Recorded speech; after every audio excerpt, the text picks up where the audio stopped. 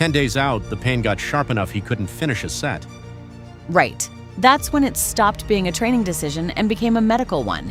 He withdrew 4 days before his first match. He didn't lose in the first round. He never got a first round.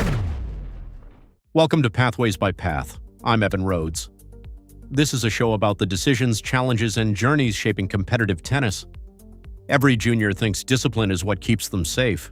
Sometimes it's the thing that ends a season 3 weeks before anyone sees it coming. My guest is a strength and conditioning coach who works with junior tennis players. Priya, welcome to Pathways by Path. Tell me about the player you still think about. Yeah, there's one who still sticks with me. Joel. 17 years old, well-ranked, and he felt completely unstoppable. I told him to back off 3 separate times in 6 weeks, but he had a tournament coming, and in his head, stopping wasn't an option. Not even once his knee started talking. By the time it actually stopped him, the decision had already been made for him. Where did the unstoppable feeling come from? He'd won a big tournament that spring and moved up fast in the rankings, and somewhere in there he started believing the run meant his body could take anything he threw at it. That's common. Confidence built off a result doesn't know the difference between I'm playing well and I'm bulletproof. Only one of those is actually true. 6 weeks out and the knee was already talking. What was it saying? Sharp pain landing on serves. Not new. He'd been managing it for a month with ice and silence. Nobody on his team knew until it got loud enough that he couldn't hide it anymore. So this wasn't sudden? Nothing like this ever is. His weekly training volume climbed about 40% over 3 weeks. No single decision caused that. He just started training extra in the afternoons, on his own, on top of everything we already had scheduled. None of it looked reckless on its own. That's the part people miss. It's rarely one bad call. It's 5 reasonable ones, stacked.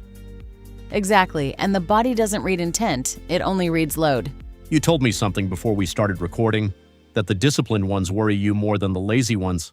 They do, every time. A kid who skips practice self-limits by accident. A kid who never misses a session has no natural break built in. Discipline doesn't know when to stop on its own. Somebody else has to build that stop in for them. 10 days out, the pain got sharp enough he couldn't finish a set. Right. That's when it stopped being a training decision and became a medical one.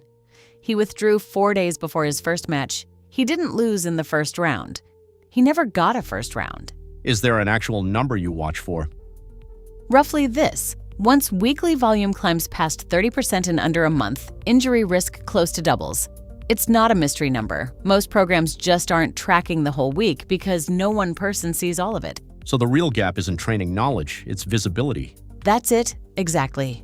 3 people, 3 partial calendars. The academy sees the court hours, the private coach sees the lesson, the parent sees the drive there and back. None of it adds up until the knee does the math for everyone. What's the one thing a parent could actually watch for without needing a science background? Whether their kid can say the words rest day without flinching. If asking for a day off feels like admitting weakness, that's the early flag, long before there's any pain to point to.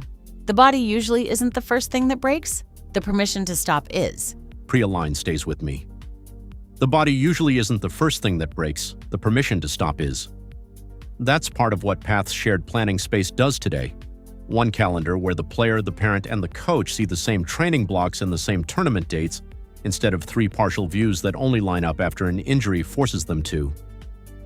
Next week, a sports sleep specialist joins the show. On the recovery hour most families cut first and why it might matter more than any extra hour on court.